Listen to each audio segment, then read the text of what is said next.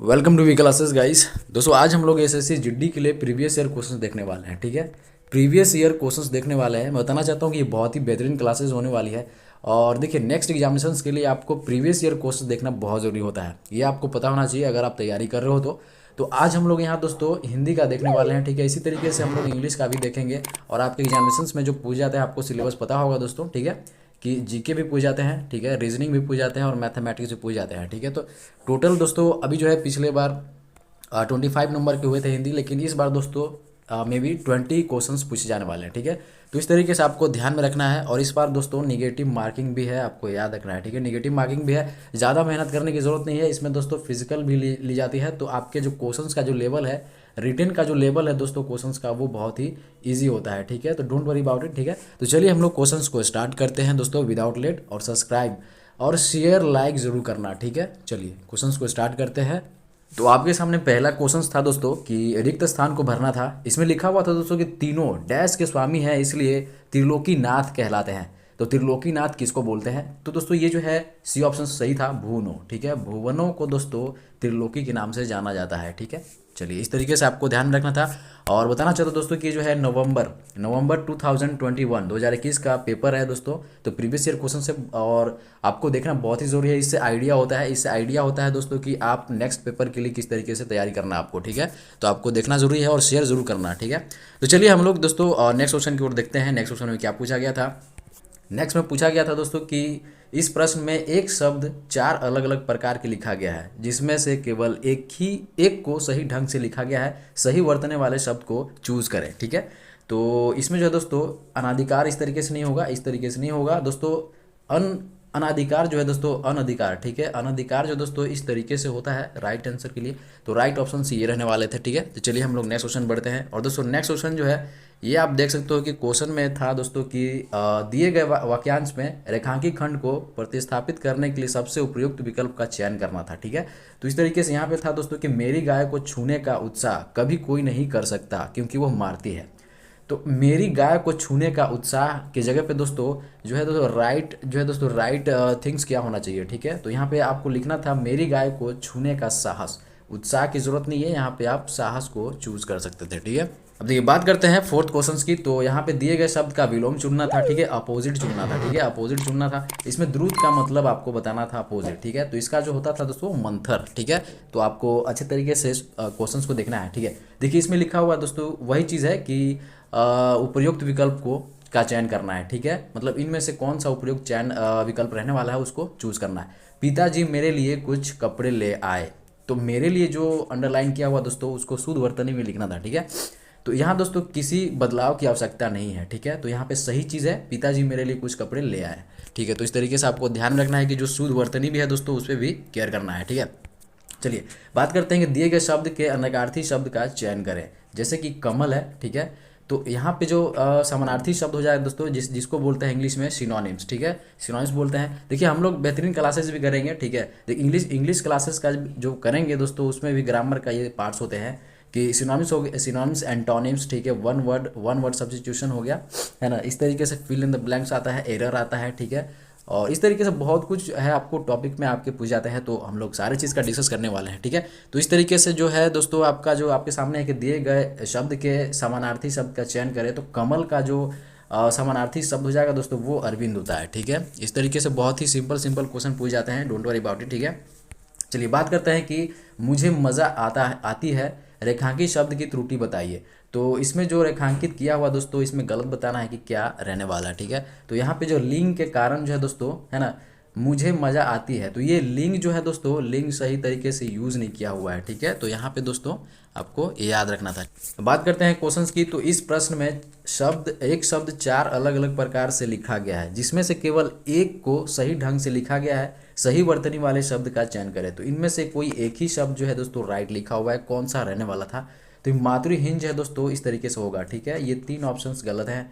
मातृहीन इस तरीके से होता है, आपको भली बात ही पता होना चाहिए। ठीक है, चलिए तो बहुत ही सिंपल क्वेश्चन पूछ जाते हैं, आपको डेली प्रैक्टिस करते रहनी है मेरे साथ। ठीक है, अब बात करते हैं दोस्तों रिक्त स्थान को भरने के लिए सबसे उपयुक्त विकल्प का चयन कीजिए। तो इसमें जो dash fill in the blanks भरना था दोस्तों, इसमें मेरी डैश है कि मुझे 4 दिन की छुट्टी दी जाए। ठीक है। तो इसमें याचना, पूजा, आराधना इस तरीके से नहीं होता है, ठीक है। आपको प्रार्थना, जस्ट प्रार्थना मतलब करना होता है कि दोस्तों जो है मेरी प्रार्थना है कि मुझे 4 दिन की छुट्टी चाहिए सर, ठीक है, कुछ भी एनीवे। चलिए बात करते हैं दोस्तों नेक्स्ट क्वेश्चन की, ठीक है। नेक्स्ट क्वेश्चन में लिखा हुआ है, क्वेश्चन था दोस्तों कि वह बात जो जनसाधारण में चलती आ रही है, इस वाक्यांश के लिए एक सार्थक शब्द दीजिए, ठीक है।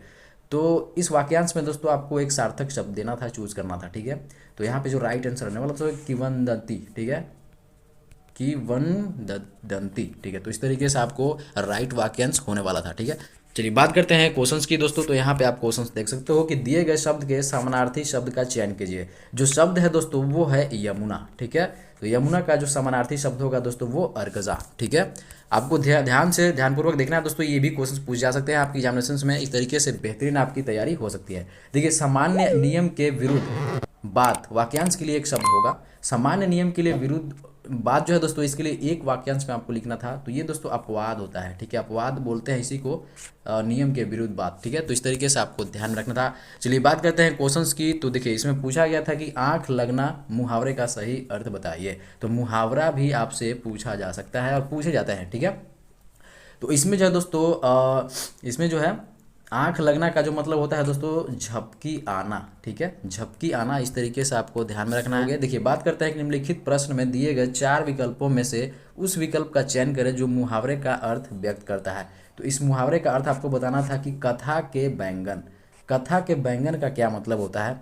तो इसका मतलब होता है केवल दूसरों के लिए उपदेश, ठीक है, दूसरे के लिए उपदेश, कथा के बैंगन। इस तरीके से आपको ध्यान में रखना है। इस तरीके से क्वेश्चन पूछ जाते हैं दोस्तों, ठीक है।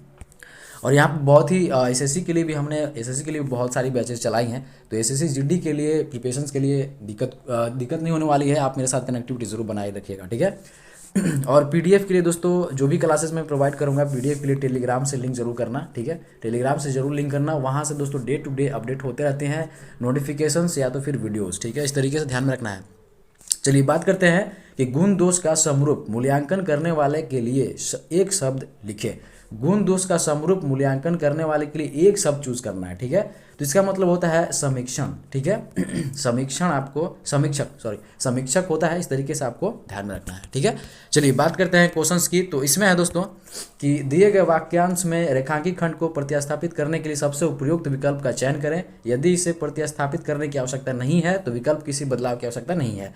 तो एक दोस्तों रेखांकित खंड है जिसको प्रतिस्थापित करना है। अगर वो सही है तो सही है, नहीं तो फिर दोस्तों आपको उसमें फिर बदलाव करना है, मतलब राइट को चूज करना है, ठीक है। मैं आपका दर्शन करने आया हूँ, मैं आपका के बदले आपको दोस्तों प्रतिस्थापित करना है सही तरीके से, ठीक है। तो यहाँ पे दोस्तों मैं आपके होगा, ठीक है, आपका नहीं, मैं आपके होगा, ये सही वर्तनी है, ठीक है। तो इस तरीके से आपको ध्यान रखना है। और क्वेश्चंस की बात करें यहाँ पे दोस्तों, टोटल हम लोग दोस्तों 25 क्वेश्चंस देखने वाले हैं। और ये दोस्तों नवंबर 2021 में क्वेश्चन पूछा गया था, ठीक है। चलिए क्वेश्चन है दोस्तों कि दिए गए वाक्य का वह भाग याद करें जिसमें कोई त्रुटि है। यदि कोई त्रुटि नहीं है तो कोई त्रुटि नहीं है, ठीक है, विकल्प को चूज करें। देखिए इसमें ये कह रहा है कि ये जो वाक्य दिया हुआ है दोस्तों, इसमें अगर कोई त्रुटि है तो त्रुटि है, और नहीं है दोस्तों तो नहीं है, साफ बात है, ठीक है। देखिए स्टेशन पहुंचते ही वह फोन कर दिया, तो ये तो गलत होगा दोस्तों, ठीक है। तो इसमें जो है स्टेशन पहुंचते ही वह फोन कर दिया, तो वह के जगह पे दोस्तों आई थिंक उसने, ठीक है, स्टेशन पहुंचते ही उसने फोन कर दिया, ठीक है। तो उसने यहाँ पे यूज करना जरूरी था।